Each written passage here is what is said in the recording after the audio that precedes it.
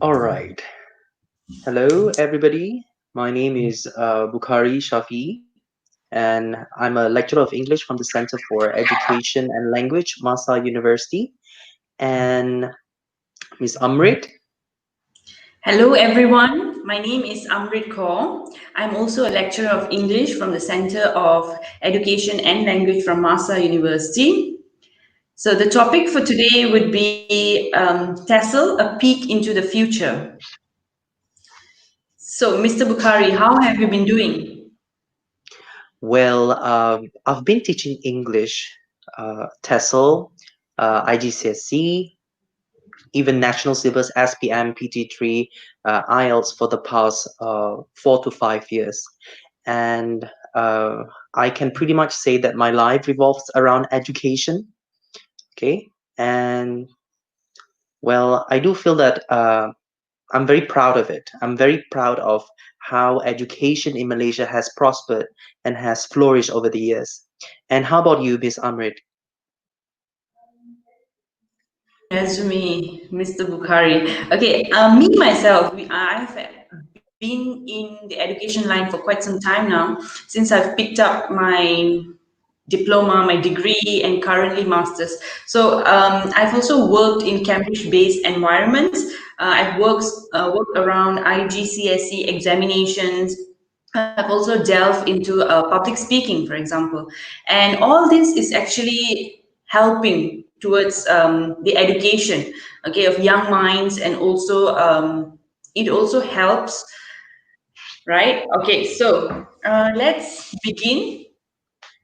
Okay, So what sure. are we talking about today, So Mr. today we Bukhari? are going to, uh, we're going to look into TESL and what are the components of TESL. There are a few parts that we are going to scrutinize today that we're going to emphasize on, where the first one is about, the journey itself, TESL journey. So Yes. probably we can look at the screen. Okay, Yes. education in Malaysia. Now, English language teaching, ALT. Uh, there are a few issues that have resurfaced over the years, and these issues are actually making headlines nationwide. And it can come across as a really puzzling issues that need immediate action. Okay, and the first gap we have, Amrit and we have already identified the gap, the issues that need to be given immediate solution. Well, the first one is English proficiency among Malaysian youth and youngsters, yeah, has shown a downward trend over the years. Okay, and this actually has led to many consequences. Okay, one of it is the inability to secure employment. And according Yes. to a few news channels, Malaysia drop in global English proficiency ranking, and the other one, half of English teachers have poor English skills, says Don. And Miss Amrit, why do you think that our proficiency of English, our youngsters, has immensely dropped over the years? One of it, according to these articles, according to them, it's because the proficiency of these teachers are questionable. So they say that when these teachers are actually teaching, their language skills are not good. They are not up to the par. So that is the reason why the students are also failing. They are also not good in English because they are not getting proper training from proper teachers, proper teachers with they're not getting adequate training, okay, so they are not Mhm. that well in English proficiency. Okay, so what do you think about this, Mr. Bukhari? Do you think that teachers proficiency actually affect a Mm. nation, the young minds of children? Okay. From my own observation, okay, basically, the process is like this. You know, when teachers join the teaching field or join schools, well, basically, I don't think there is any they don't have to go through any proficiency test. Okay, once they have graduated from their university, they will be absorbed straight away into uh, you know into their field. And due to this, many teachers have not undergone full-fledged training. Of course, maybe they do have some basics in the teaching of English, but when it comes to the mastery of the English language, somehow they lack in certain areas. And uh, we have to look at both areas equally, both the mastery of the English language and also the art of teaching itself. Okay, one must not outweigh the other. It has to be on the same par. Okay, and yeah, according to news portal all around the world, even in Malaysia itself, you know, it's one of the news channels actually mentioned that English proficiency among English teachers are actually below C1. Okay, we're looking at SAFER, okay, Common European Framework of Reference, C1. For you to be able to become a proficient English teachers, you have to be as of uh, C1 and C2 level proficient users. And okay, most of our teachers nowadays, they well, some of them, I don't say that all of them, just some of them, it's actually below C1. You know, if you're looking at the screen right now, um, Yes. yeah, C1. So for you to become an adequate educator, you have to be as of C1 or C2 level, and that is actually one of the Yes. reasons why our you know our English ELT scene, is quite uh, it can be a source of uh, nightmare. Yes. Okay, can we move on to the next Mm. slide? But I think I agree with you. I agree with you to the with the fact that you said our education system is currently evolving. Like the current education system is based on SEFR, right? It's SEFR aligned.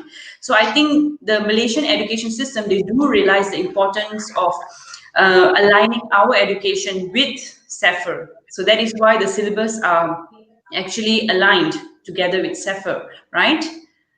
Mhm. Yes. The thing about Sapphire is that it's proven and it's peer Yes. reviewed and it's tested. So that's why it is very important to align the syllabus and the curriculum to Sapphire when it comes to ELT, English language teaching. And teacher who has C1 or C2 proficiency, they are able to meet the demands, the expectations of well, the public, the society, right? Yes. So can we move Okay. on to the next slide? Yes. Okay. So the next The second issue, issue, yeah, teachers are teachers actually are burdened burdened with. Mhm, administrative loads at the expense of teaching. Okay, so according to a lot of teachers and a lot of people believe that those who are in the field, they believe that becoming a teacher is actually quite tiring because there's a lot of administrative tasks. Okay, and we have newspaper clips, if you can see here, they have cutouts saying that teachers do a lot of admin work. Okay, and it is also according to a survey, they say that teachers spend an average of 71% of their working time on actual teaching and learning. That is Malaysian teachers, okay, as compared to an average of teachers elsewhere, they spend around 78%. Okay, 78%. So our teachers are actually heavily burdened with administrative tasks. Okay, what do you have to say about this, Mr. Bukhari? Well, in my opinion, yes, especially in public schools, teachers have to do a lot of administrative tasks, administrative works, and on top of that, they have to deal with a lot of activities and programs around, around the clock. Even they have to look into the welfare and interest of the students, from managing activities like maybe sports day to conferences and stuff like that. And actually these activities have taken a lot of their time that should have gone into proper lesson planning. And because of that, classes are not well looked after, and it really it takes a toll on the students. Okay, Yes. so because I of agree that, with you. the quality of teaching and learning has actually, you know gone Degraded. down because of, Yes. yes, has actually Yes. degraded because of the lack of time. Yep, the time that Yes. should be spent on proper lesson planning. Yes. Mm. I agree with you. I feel like it's not only in public schools, I mean, even in private institutions, right? Teachers are always heavily burdened with the administrative tasks. I mean, if it's academic matters, I think it is fine to, mark students' work, to take care of students. But then it has actually come to teachers. Everything has fallen on the shoulders of teachers to actually look after the Yes. students personally. So I think that is actually, Yes. like you said, taking a toll on teachers. And so Yeah. we believe that this something has to be done about this, right? It is really Hmm. serious. Okay, Hmm. let's look at the next According to the issue. former, yeah. Yes, according to the Okay, former this is, yep. minister. According to the former Minister of Education, well, he actually, mentioned that there will be no more admin work for teachers. And from my own observation, I have a lot of friends who are teachers at public school. Well, they personally told me that the amount of hours spent on administrative tasks has not actually gone down that much. Okay, Yes. because like I said, there are a lot of activities, there are a lot of events that teachers have to conduct. When it comes to Yes. academic matter, I mean, it's not a problem. But when other things are given more emphasis and focus, so basically it will be at the expense of, I mean, teaching and learning will be heavily influenced. Okay, so let's move Yes. on to the next issue. Okay. The next one is about native speakers versus local graduates. Okay, so according to this person over here, he has written a letter to the Star claiming that English language teachers are not proficient. And this person over here prefers native speakers. Okay, I think that it's not fair to be able to say that native speakers are actually better than our local graduates. Okay, of course, local graduates, some of them, like I said, some of them, they may have proficiency issues, but then I don't think native speakers overall should be highlighted over here. Okay, so that is one of the reasons why local graduates are actually suffering from unemployment, right, Mr. Correct. Bukhari? Yes. Yes. Okay. uh, I do. I agree with you wholeheartedly on this issue because, uh, you know, being an English teacher, I'm actually, I mean, this issue has actually really affected me. Yeah, when you apply to for a position, especially at international school or even private school, Yes. the first thing that they're looking into is that they look for is whether you are from English speaking countries. Being a native speaker somehow appeals more to them than having the right qualification, such as maybe C2 proficiency. Yes. Okay, yeah, Mm, according to Sefer. And it has, I know it strikes me as really ironic, for you to, well, I do feel that this issue, it depends. Maybe native speakers they'll become more appealing, uh, towards certain group, especially the international community at the international school. Maybe they're Mm. more excited when they see native speakers because of Yes, the lack of exposure and things like that. But it shouldn't be a continued practice. yes. This practice should I've not I've also should not yeah Yes, I've also seen like some native speakers, they do not hold the right qualifications, and they are actually allowed to practice teaching because just because they are native speakers. Yeah, so I feel that local graduates should be given a chance in this matter, right? So that our country do not suffer from unemployment, right? There are a lot unemployment. of Yeah, teachers, yes, there are a lot of teachers actually looking for jobs right now, and and they so have this the book, right qualification too. So yes, yes. it now employment should be based on your qualification. How qualified are you? Of course, when you have a degree or a master's, well, that is okay. I mean, it's good, but on top of that, in order for you to be more marketable, probably you can opt for, or you can sit for certain exams to test your level of proficiency, like perhaps Yeah. IELTS, to show to the future employers that you are also qualified and capable of such responsibility. Like I said, if you are Yes. of C2 proficiency, it shouldn't be a problem.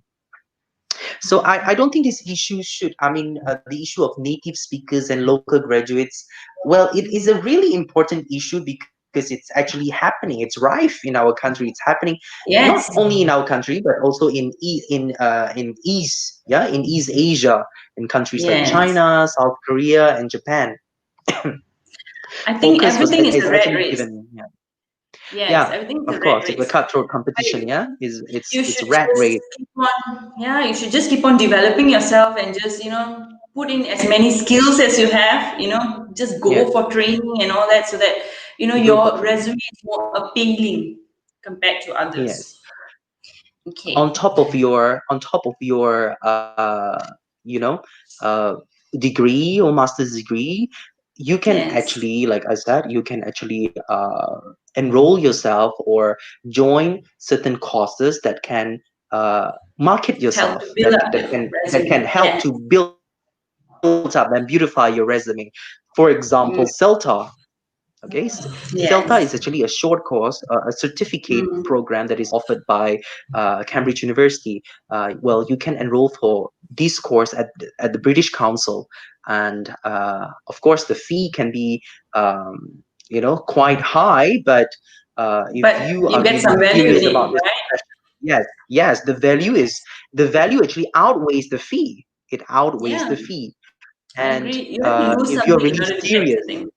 Yes. yes, if you're really serious about this career teaching profession, then I would advise all of you to go for it. I mean, if you have this certification, this certificate, CELTA, you can teach all over the world, and you are valued everywhere.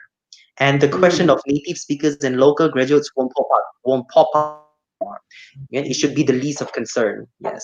Yes, that's right. Okay, let's look at the next one. Okay, so the next one is on relevance of TESL in today's world. Okay, so this is we are delving into the stigma surrounding teaching as a profession, where public institutions versus private institutions. What do you think are the concerns here, Kari? Well, the concern here, especially among local graduates, yeah, who have actually undergone education courses like TESL, teaching English as a second language, well, most of them they want to work in the public sector. They want to become government school teachers, and that is the only that is their only goal, that they want to look at the end of the day, and this shouldn't be the only option that they have in mind. because there are Mm. many other places that you can actually apply for. You know that public institutions, private institutions and international school colleges. There are a lot of places that are constantly looking for uh, talents. Looking for Yes. qualified teachers and educators. And I know that when you applying for a government position, working in public school can be quite taxing. It can be quite, because it's competitive, because everybody wants to be teachers at public school because of lucrative opportunities and the packages and stuff like that. But it shouldn't be Yes. the only thing that you consider, because that's it's Yes. at the end of the day, what do you want is what you're looking at is your experience will be the Yes. most valuable thing that you can carry with you. Yes. Yes, that's true. Like And for what is your example, opinion on yes, like for example, if you take teaching as a profession, you do not just have to teach. I mean, it's not just in institutions. There's so many places that where you can offer your teaching services. For example, you have tuition centers, you have universities, you have schools, right? And when you have a diploma or maybe a degree in education, in teaching, you can actually do so many other things, right? It will be helpful if you want to be a journalist, for example. Okay, some of my friends, they've actually completed their TESL degree and currently they are working as journalists. Okay, they are working in different fields. Okay, so I feel that having a TESL degree or maybe a diploma is actually quite beneficial and it's quite helpful in today's world where you are the one that is going to decide what is your focus, where do you want to go, what do you want to do. At the end of the day, it all depends on you, right, Yes. Mr. Bukhari? At the end of the day, your diploma or your degree, you can use it at almost every every place that you go to. And Yeah. like I mentioned earlier, that uh, you can venture into different fields also, not only education, but you can go into communication, Yes. you can go into Mm. HR, PR, all these things. Okay, the most Probably into important thing that linguistics as well. yes, Yes. linguistics, literature, and all. The only thing Yes. that you have to have is your skills, how you develop Yes. your skill, your soft skills, communication, leadership, and teamwork. How are you going to utilize these skills to help you secure good employment? It shouldn't be a Yes. problem whether it's public sector or private sector. It's how you carry yourself. Yes. It's the skills and value that you possess, basically. It's your determination, your hard work, Yeah. your resume is actually all the things that you want to do, you can do it. Okay, and for example, if you want to really upgrade yourself, you need to know what kind of skills you need and what is the field that you're getting into, and you need to know in what kind of skills do you want. So when you have all those, I think that opportunities will just come knocking, right? Yes, it will come to the door knocking. Okay, let's look at the next one. This is societal views. Okay, a lot of people around teachers. Okay, they believe that teachers are actually really, they're really like, they're not burdened enough. Okay, what I'm trying to say is, if you look at the memes over here, when someone says teachers are lucky to only work 9 months each year. So for example, when I myself is a teacher, like I've been exposed to the outside world where they say that, oh, you're a teacher, you get summers off, you get this break, you get that break. So I think things are really easy for you, your job is really easy. So these kind of societal views actually weigh down the value of a teacher. What do you think about this, Mr. Bukhari? Well, people shouldn't be so Mm. I would say that so shallow Judgment. when it comes to, Yes. yeah, Judgmental. so So judgmental yes. and shallow when it comes to Yeah. issues like this, because teachers are, well, working professionals. They are professionals that they have to adhere to certain guidelines, certain expectations. They have KPI to uphold, and Yeah.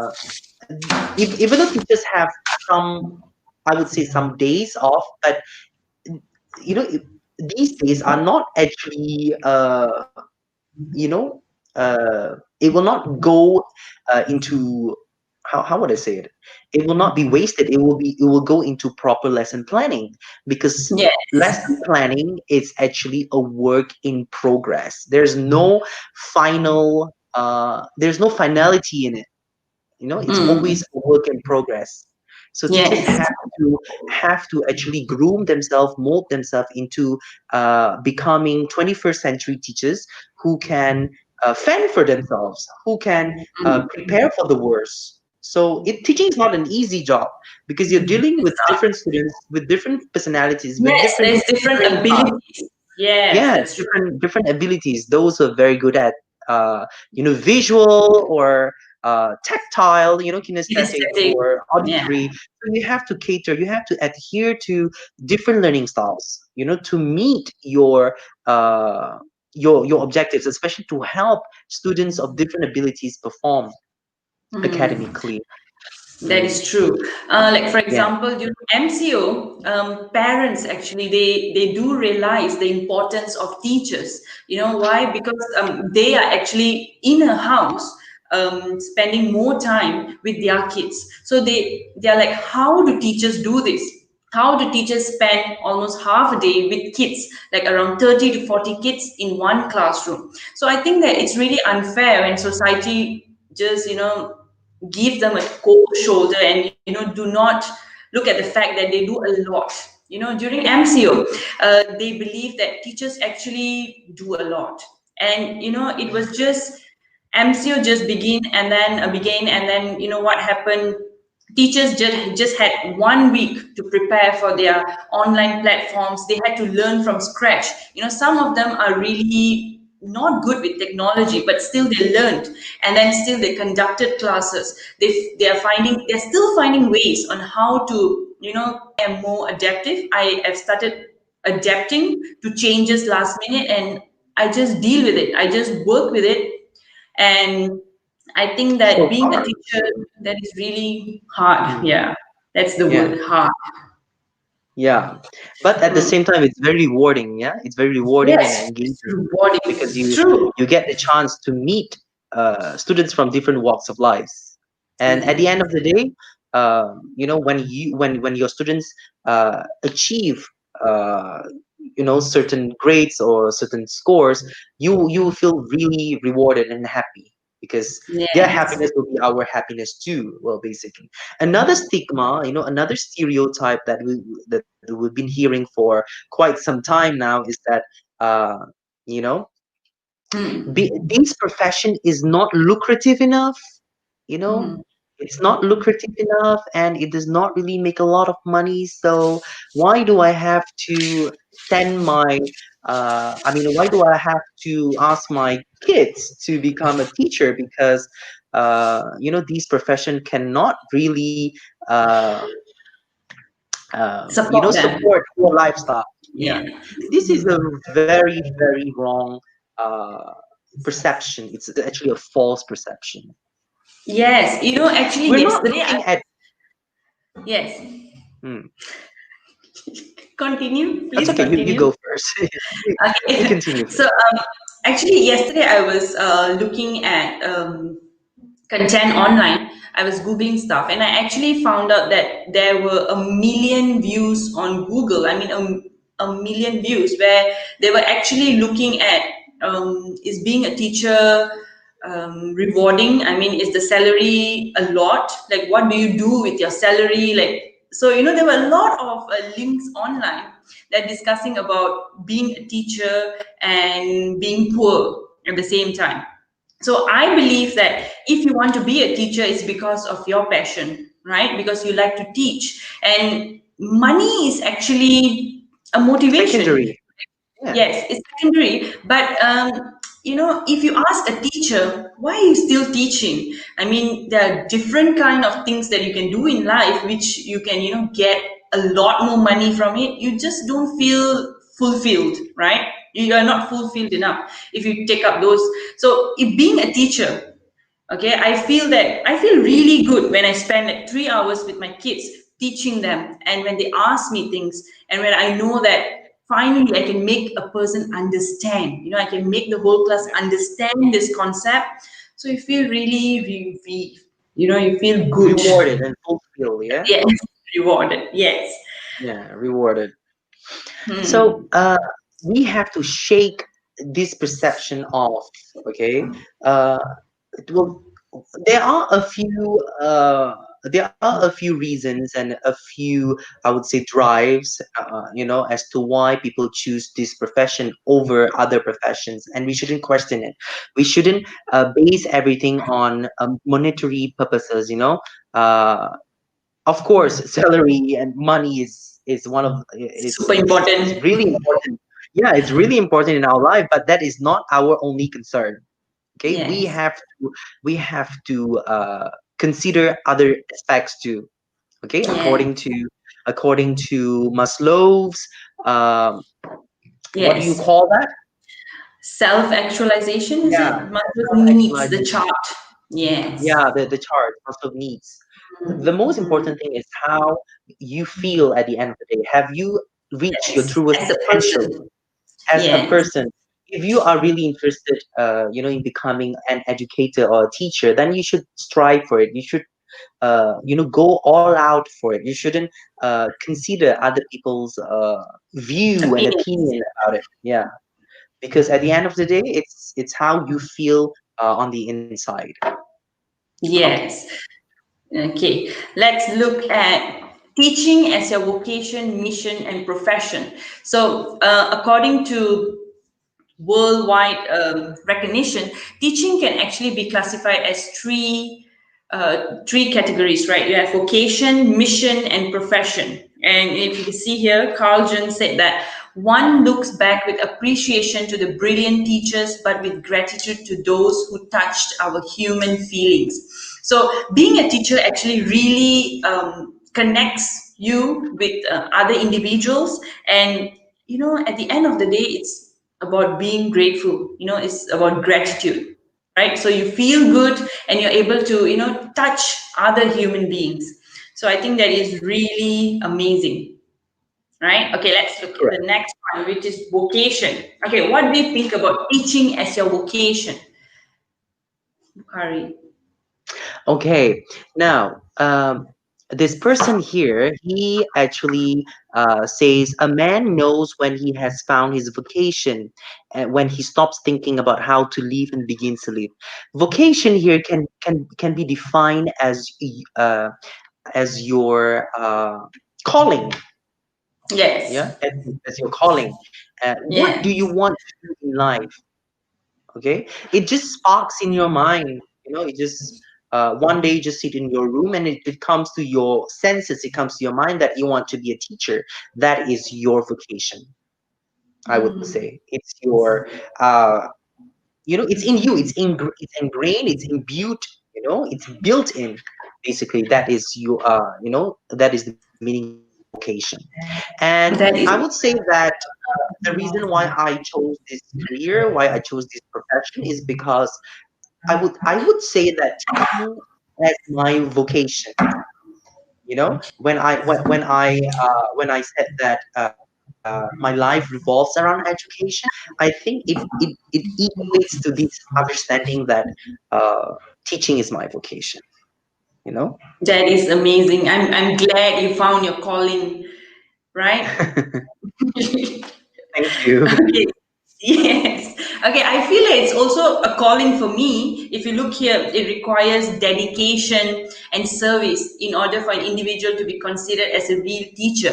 So if you're just teaching for the sake of teaching, so that is not maximizing your full potential, right? Maximizing, like, it really involves your feeling and involves your dedication, your passion towards it.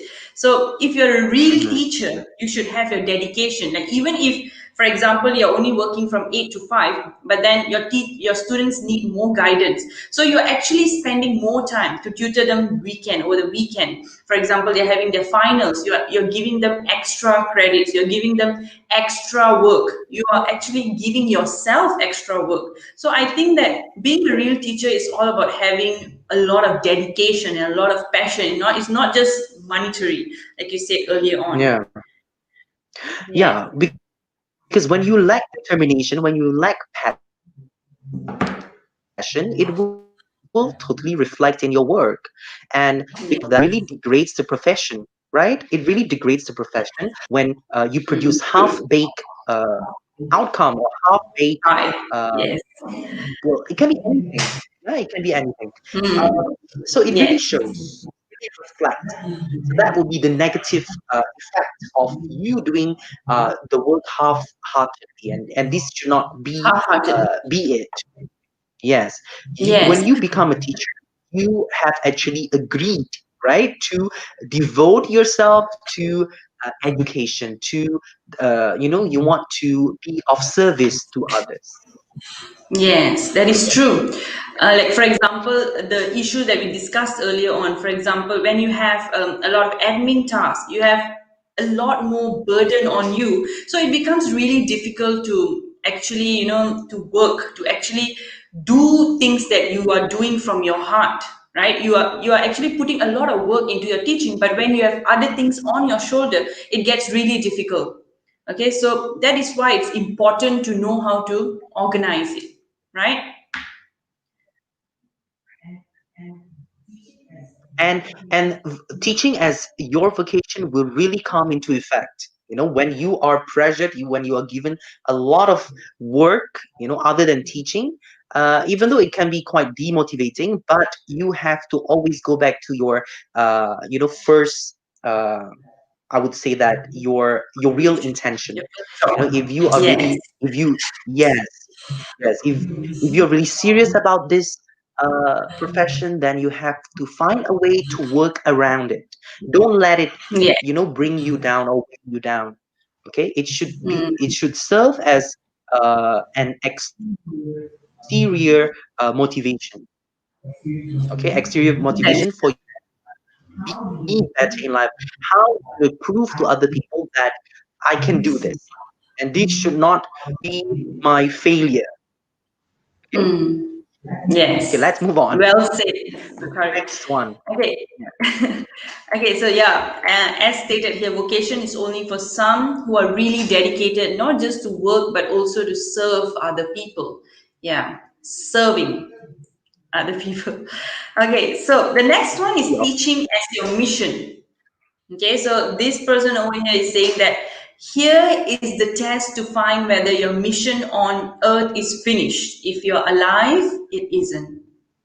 Okay, so what he's trying to say is, I think that your mission here, when you come to Earth, you have a mission to live this life. No matter how hard this life is, you have to live it. You have to deal with it. You have to be a fox. You have to just attack those who are attacking you, and you have to find a way, a smart way to do it. That's the mission, the task.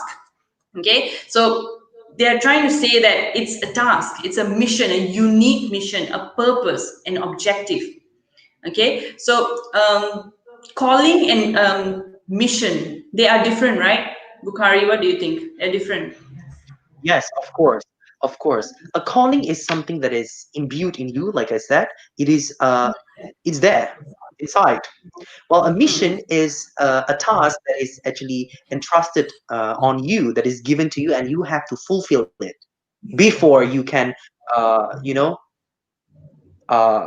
on. You have to Yes. fulfill the task. Mm. Uh, well, just look at this way, that we need a teacher, whether we like it or not. We need teachers to teach our youngsters, the young Yes. generation. You cannot Mm. let them roam free in the street without proper guidance. Well, Mm. so that is the mission. Okay, that is the task entrusted onto us. Yes.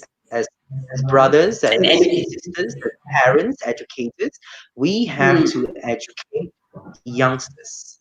So that is the Mm, mission that we have. And if you have this thinking, this perspective, then I would advise you to go into this field. Okay. yes. Okay, so let's look at profession, teaching as your profession.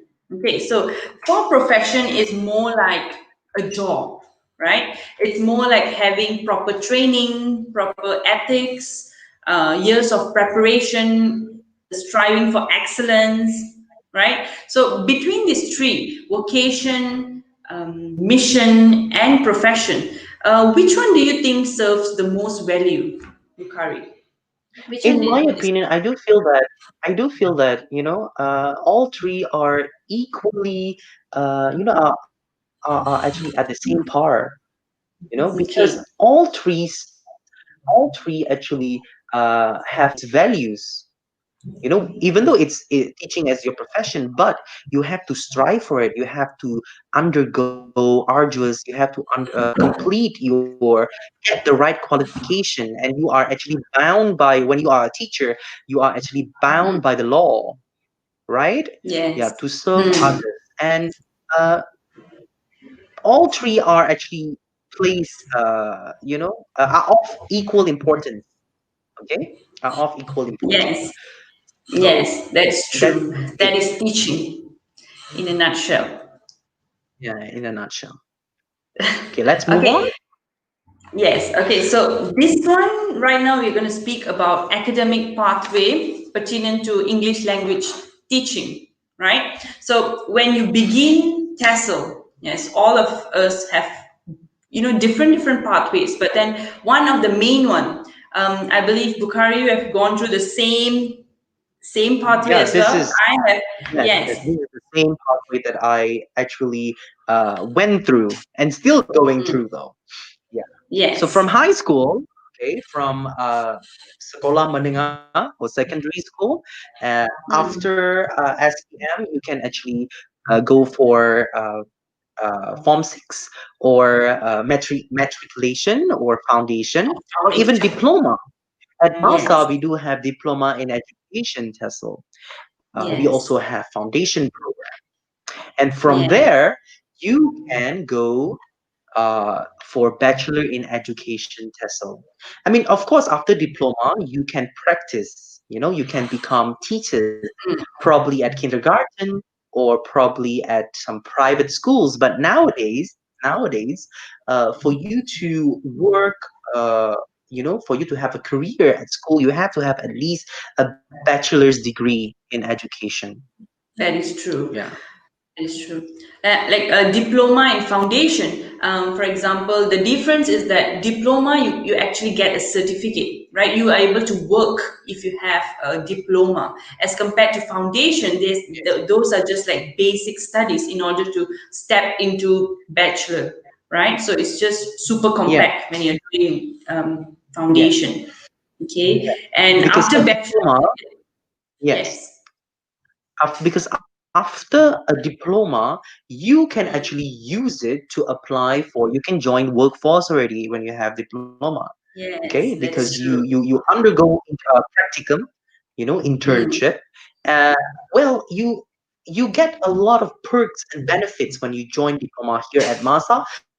Diploma mm. in TESL, and we have also diploma in early childhood education. These two programs come under education. And when you Yes. have a diploma, you can, like I said, you can join workforce easily. Yeah. Mm. And after bachelor's degree, what can the students do, They can Miss actually Amrit? join masters in education. Okay, I have a lot of friends with the same background. I did diploma in education TESL, and then I went into bachelor in education TESL. After that, currently I'm doing my masters in linguistics. So when you have your bachelor's in education TESL, you can actually progress into other fields. I have friends doing masters in literature, masters in education, masters in TESOL, masters in linguistics. So it actually depends on your way. Like I've said just now, you have to pick your direction and you have to go for it. Like Mr. Bukhari over here, he's doing masters in literature, right? Yes, in literature. Basically, it's a component of social science, and you can Yeah. venture into different fields. Okay, it does not only confine to education. You can venture out. You can go into other field that is of your interest. There's no Yeah. restriction on that. And let's say after bachelor's degree, you feel that you want to join workforce, you want to, uh, experience the magic of working life, then you can. Magic. Can. Yes. If you want to become a full-fledged academic, if you want to go into research, if you want to study more on Yes. teaching, then I would advise you to pursue your masters, and after that, PhD in Gee. education. Yes. Yeah, so that Like this will be the academic pathway. Yeah.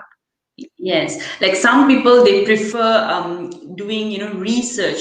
That is why masters is really important to actually elevate you in education, especially. I do not believe engineering or other fields have masters where they actually elevate the position. But when you are in education, you should do it till the end. If you're really up to raising your level and raising your bar and going all out, then you should do your masters and your phd and strive for the best.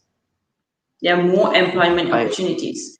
There are Yes. more employment opportunities. And of course, when you have higher qualification, you will have it will reflect in your your salary. Yeah, you will be Yes. promoted to a better Mm. position.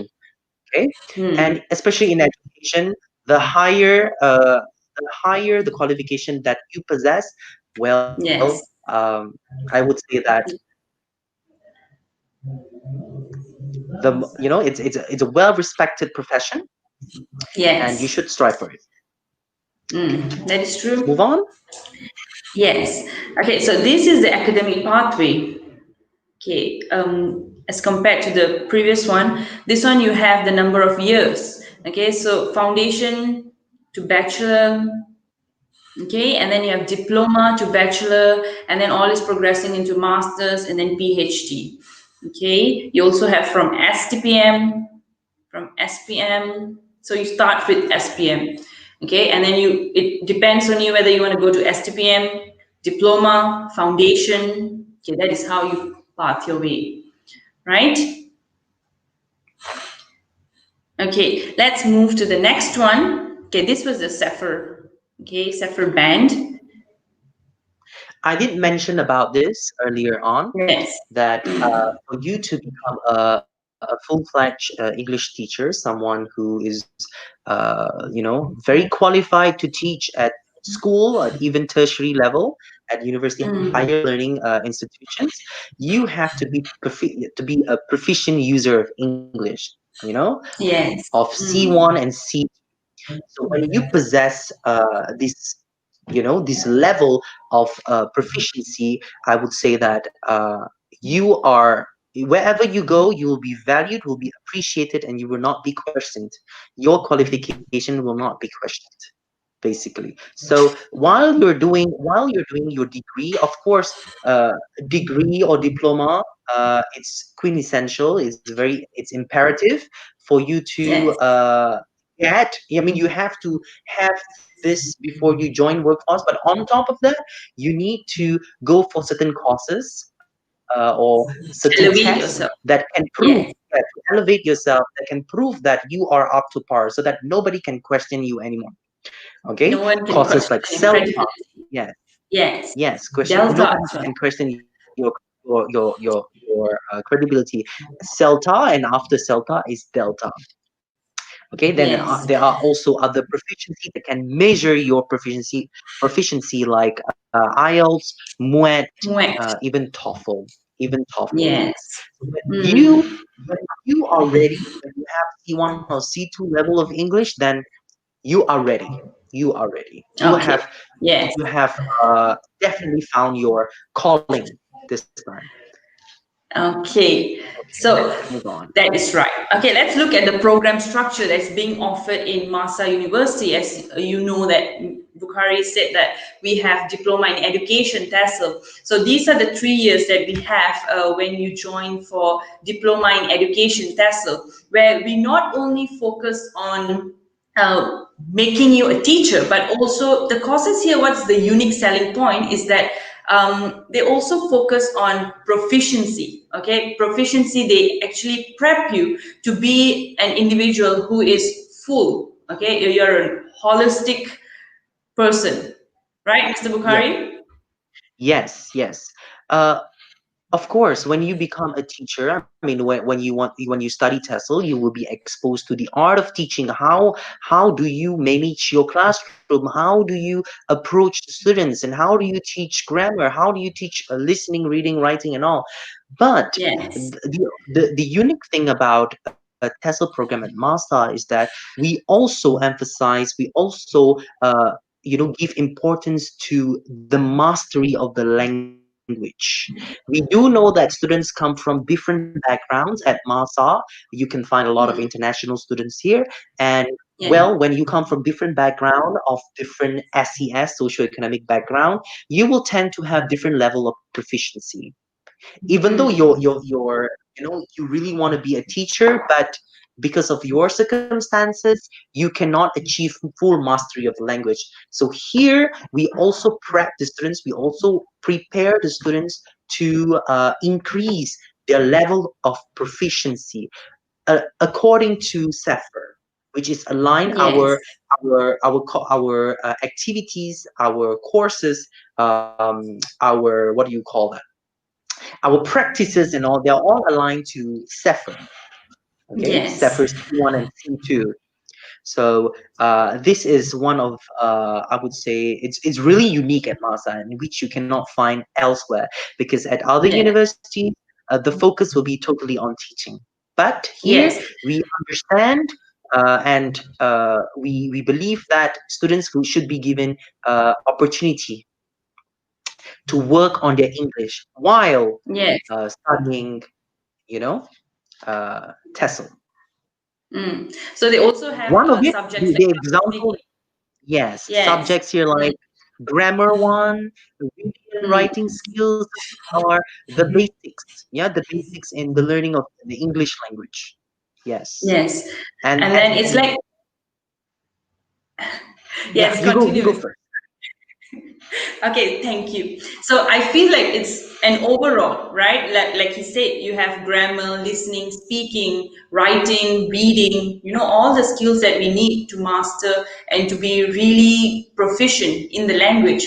And also, not only that, we also have psychology subjects. We also have creative and critical thinking subjects. And not just that, they're also looking at co-curriculum, your co-curricular project. We have that. We have micro teaching. And also you are being tested on being a teacher. How do you be a teacher? You are well groomed on that. And also public speaking is also a key point, right, where you really need your confidence. You need to be a really good teacher. Public speaking is really important, right? When you become a teacher, you should actually present yourself confidently in front of people. You're able to speak for yourself. You're able to teach Yeah, a million people in the classroom. yeah, Yeah. yes. Someone who can lead. So Yes. when you are able to instill leadership and confidence in your students, so that is all that is all that matters actually. If they can Mm. lead, and through all these courses and through all these activities that can sharpen their leadership skill, they will turn out to Mm. be a really, I would say, uh, qualified educator. Holistic Yes, development. holistic. Okay. Okay, let's look at the next slide. This is the career opportunities individuals who graduate in the education or TESOL field. Okay, there are many more, okay, compared to this, right? What else do we have, Kari? Well, you can actually run your own education Publish. center, your Yes. own tuition center. I mean, you can choose to be self-employed. It's not restricted, Mhm. you can Yes. explore all the different possibilities. Okay, and if you don't want to be attached to any organizations or institutions, then you can run solo. You can become a freelance, freelancer, Yes. in which the money can be quite lucrative. Okay, you just I have to agree with know, that. with all the skills that you have, leadership, teamwork, and all. I believe that you can fend for yourself. You can decide what's best and what's not. Yes. So, writer, author, school teacher, copywriter, researcher, communication execs, PR execs, lecturers, trainers. These are all the possible career that you can venture into. There's no limit. Sky is the only limit. Yes. It boils down to your determination, to your grit, and there's nothing that can stop you. Yes, so that's my advice. You just have to aim high. Yes. You have to, but before you aim for something, make sure to equip yourself with the The right skills, the knowledge. best skills possible, because the world out there is really competitive. So you have to be in the run. You have to know the battle that you're fighting for. Yes. Yes, it's a dog eat dog world, right? Yes. Okay, let's look at this one. This is the future opportunities that you have. According to the Malaysian Education Blueprint 2013 to 2025, the emphasis is on citizens to be proficient in our national language, which is Bahasa Melayu, and also the English language, right? English language is super important, and it's right in front of our eyes. We know that English language is really important. We do not need someone else to tell us that it's important. You need it for this, you need it for that. You know it by yourself. Okay, you have been exposed to the world, and English language is really important when you go out and when you're doing so many things. Okay, as a person, you really need it. Okay, and then for the next one, the government is allocating sufficient funding to provide more English classes in schools and universities and acknowledge the need for competent English teachers. So English teachers are actually in the hunt right now, right? What do you think, Bukhari? Do you think that English teachers are lacking in our country and all around the world? What do you think?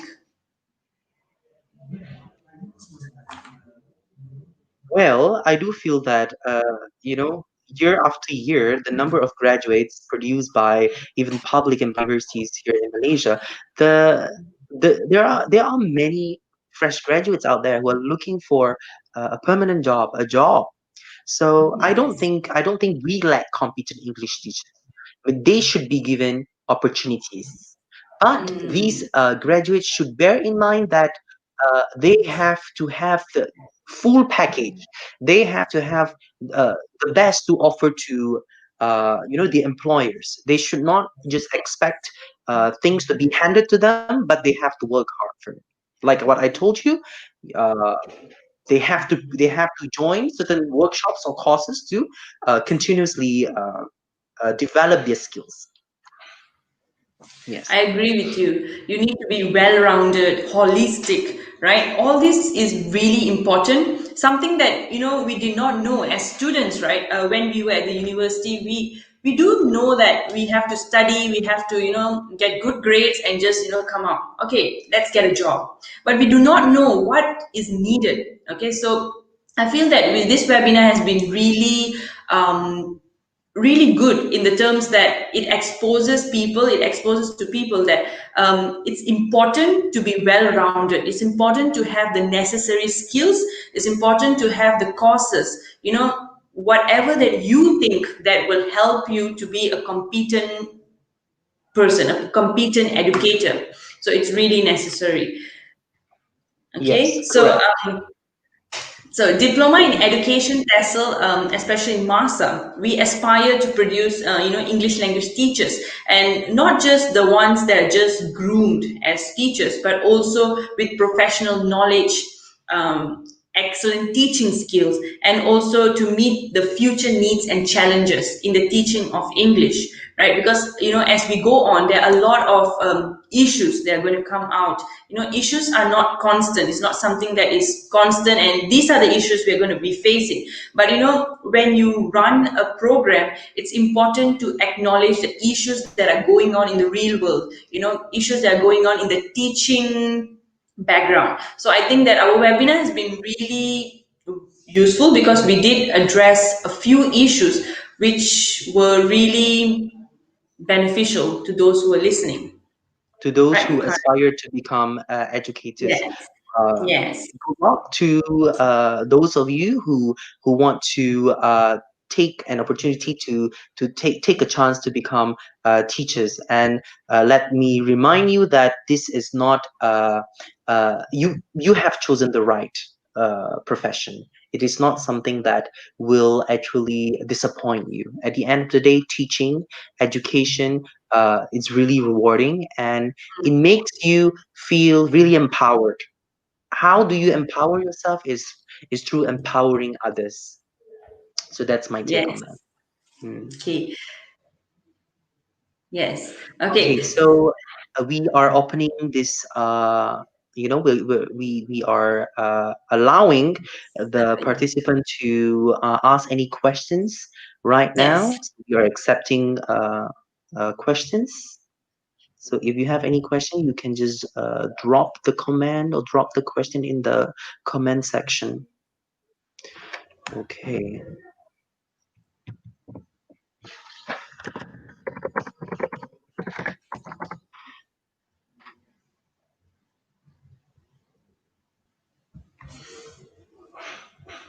Okay. So anyone has any questions for us regarding anything, especially about the topic today, TESL?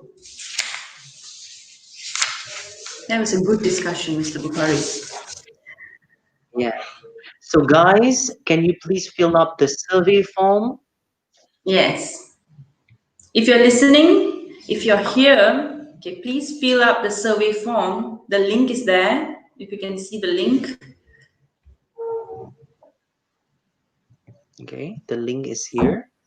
Please spare some minutes to fill in the form. Okay.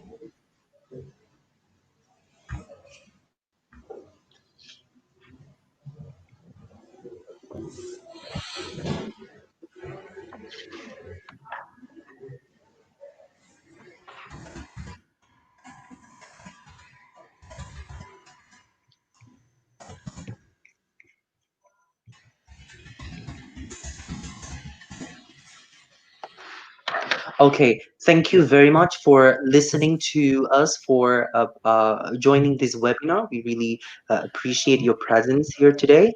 And with that, thank you for your time. Thank you, everyone, for joining and listening to us. It was a good discussion, Mr. Bukhari. Thank you, Ms. Amri.